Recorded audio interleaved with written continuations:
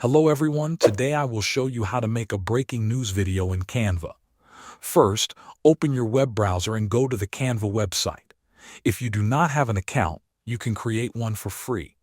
Once you are logged in, look at the left-hand menu and click on the template section.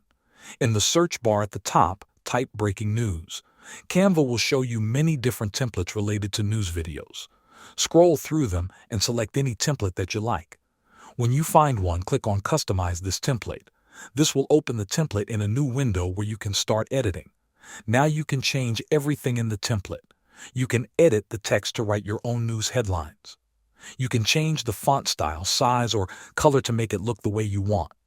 You can also change the background video. If you do not like the existing video, you can delete it. Then click on the Elements tab on the left side.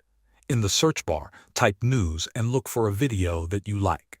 When you find it, click to add it to your design. Make sure to send the video to the back so your text appears on top of it. After you finish editing, it is time to save your video. Click on the Share button at the top right corner. Then select Download.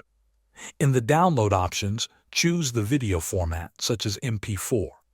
Click Download again and Canva will create your video file. Thanks for watching.